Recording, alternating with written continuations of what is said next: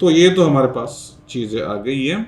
अब आ जाइए unbalance forces produce acceleration. ये वो चीज़ है जो कि मैंने थोड़ा बहुत पहले आपको एक्सप्लेन भी कर दिया यहाँ पे, कि जब भी दो अनबैलेंस फोर्सेस है, जो कि पहले हमने बहुत सारा जिक्र किया कि इधर फोर्स इधर से 2 न्यूटन लग रही है, इधर से जो है वो 3 न्यूटन लग रही है, तो नेट रिजल्टेंट फोर्स इस बॉडी के ऊपर 1 न्यूटन फोर्स आ जाएगी। इस डायरेक्शन में 1 न्यूटन फोर्स आ जाएगी।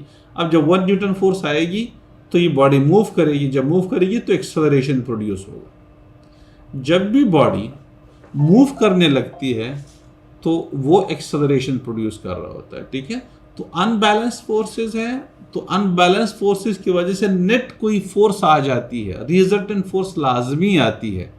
अगर मैं ये ले लूँ कि भाई यहाँ से 2 न्यूटन है सपोज करें, यहाँ से 2 न्यूटन है सपोज करें, यहाँ से 2 न्यूटन है सपोज करें, और यहाँ से 2 न्यूटन है सपोज करें, तो इस सूरत में ये फोर्स एक दूसरे को कैंसिल कर रहे होते हैं। This will cancel out with this one, and this force जो हमारे पास आ रही है, ये वाली जो फोर्स है, ये वाली will cancel out with this one.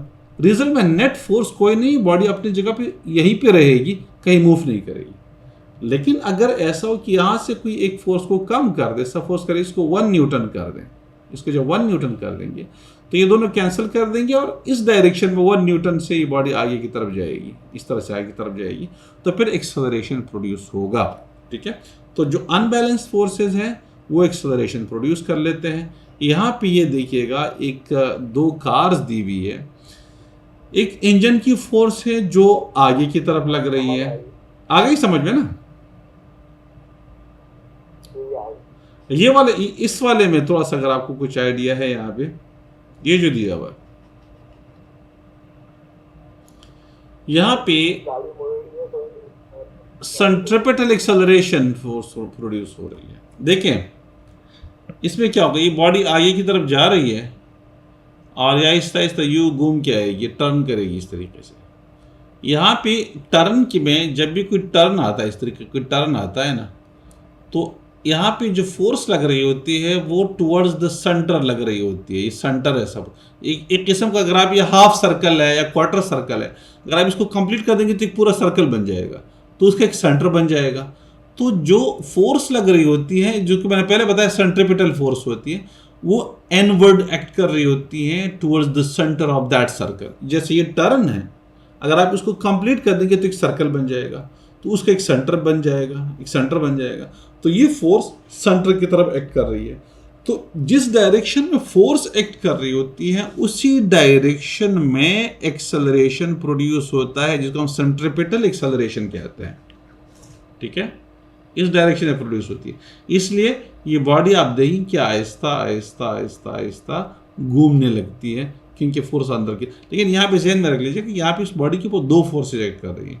एक ये फोर्स है जो कि इनवर्ड है, एक आउटवर्ड फोर्स है। अगर आप ज़्यादा स्पीड से जाएंगे तो आप इस टर्न को, इस मोड़ को टर्न नहीं कर सकते, बल्कि आपकी गाड़ी फिसल जाएगी आगे जाके। वजह होती है कि जब आप गाड़ी को टर्न कर रहे होते हैं तो रोड और टायर्स के दरमियान जो फ्रैक्शनल फोर्स होती है, एक्चुअली वो सेंट्रिपिटल फोर्स प्रोवाइड कर रही होती है। अगर आपको ये डायग्राम आपको अगर नज़र आ रही है, इसमें ये डायग्राम जो आपको नज़र आ रही है, एक्चुअली ये fractional force between the tyres and the roads है। ये रोड और टायर के दरमियान जो फ्रैक्शनल फोर्स है उसको रोक रही होती है कार को बाहर फिसलने से। अगर ये रोड्स गीले हैं तो ये कार फिसल जाएगी, इसलिए कि रोड्स में वो फ्रैक्शनल फोर्स ही नहीं है कि उसको रोक सके, तो गाड़ी फिसल जाती है। जब ड्राई रोड होता है तो आप ज़्यादा स्पीड में भी गाड़ी को टर्न कर सकते हैं, एक लिमिट होती है, उस लिमिट के अंदर आप गाड़ी को टर्न कर सकते हैं। लेकिन अगर आप रोड गीले हो जाएंगे तो लिमिट आपकी कम हो जाएगी, फिर आप उसकी स्पीड आपको और ज़्यादा कम करनी पड़ेगी, इसलिए कि वेट रोड्स पे fractional force between the tyres and roads कम हो जाती है। फिर ये वाली ये जो आपको एरो नज़र आ रहा है, ये फोर्स कम हो जाएगी, आपको ज़्यादा स्लो करके गाड़ी को टर्न करना होता है। तो ये इतनी सी बात है।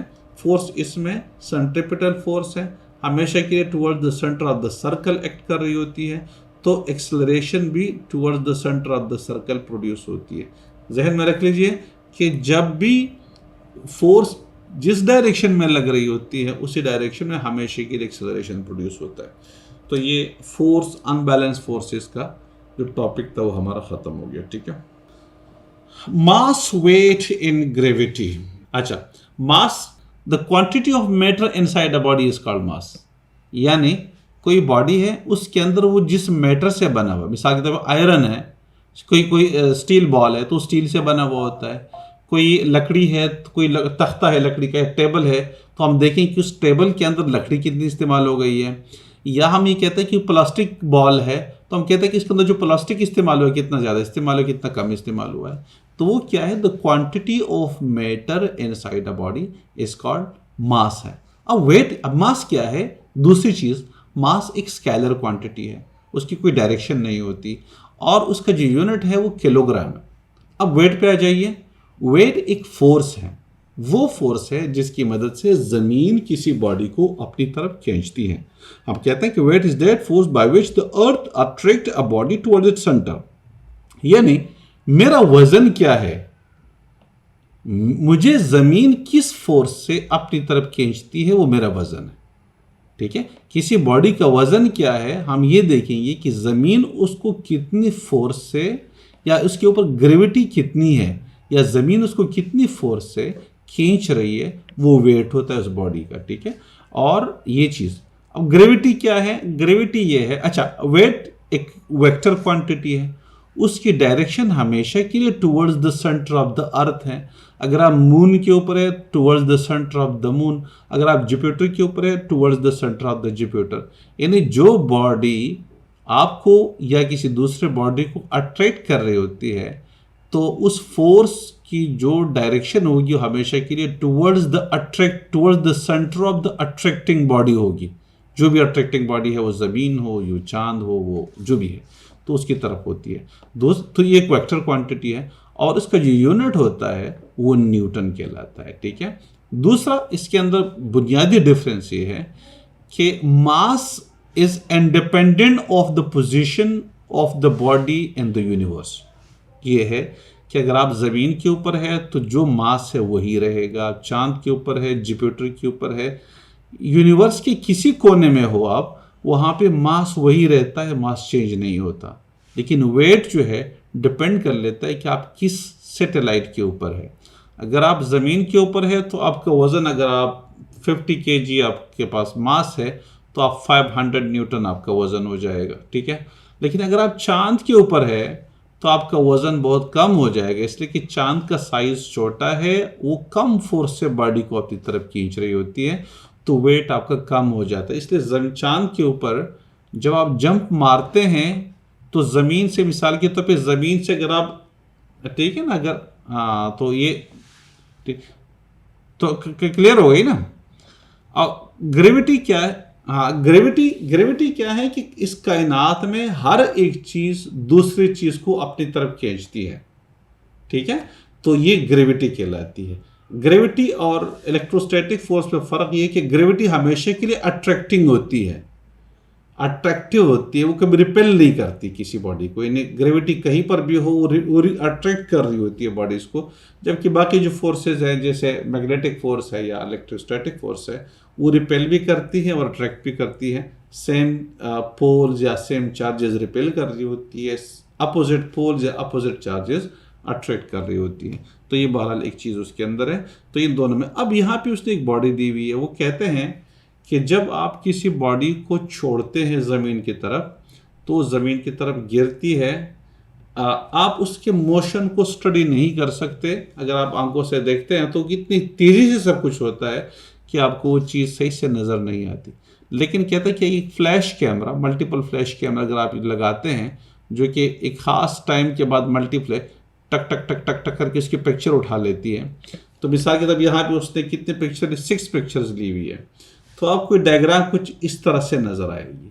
वो क्या होता है कि जैसे आपने उसको छोड़ दिया बॉल को, एक पिक्चर यहाँ पे ले ली, उतने ही टाइम में, टाइम वही है, एक पिक्चर थोड़ी सी ज़्यादा दूर ले ली, उसी टाइम में लेट्स से कि आपके पास 1/10 ऑफ द सेकेंड है, तो 1/10 ऑफ द सेकेंड में ये पिक्चर ले ली, फिर 1/10 ऑफ द सेकेंड में ये, फिर 1/10, टाइम वही है लेकिन फासला बढ़ रहा है। इसका मतलब क्या है कि एक वेलोसिटी या जो स्पीड है वो बॉडी की डाउनवर्ड बढ़ रही है सेम टाइम में, देख, ठीक है। तो जब जब वेलोसिटी चेंज हो रही है, वेलोसिटी चेंज हो रही है तो एक्सेलरेशन प्रोड्यूस होता है, और ये एक्सेलरेशन हमेशा के लिए कांस्टेंट होती है, किसी भी अर्थ के ऊपर हो या मून के ऊपर हो, या हर चीज़ की अपनी एक कांस्टेंट एक्सेलरेशन है, ठीक है। ये स्पीड बढ़ रही है जब भी तो हम कहते हैं कि एक्सेलरेशन प्रोड्यूस होता है। तो ज़मीन के ऊपर ये एक्सेलरेशन कांस्टेंट है, उसकी 9.8 मीटर पर सेकंड स्क्वायर लेते हैं या कभी 10 मीटर पर सेकंड स्क्वायर लेते हैं, ये एक ही चीज़ है। तो ये उसने ये चीज़, ठीक है, ठीक है। चले मास वेटेड ग्रेविटी इंशाल्लाह इस टॉपिक को फिर कंटिन्यू कर लेते हैं, ठीक है। ओके, अल्लाह हाफिज़।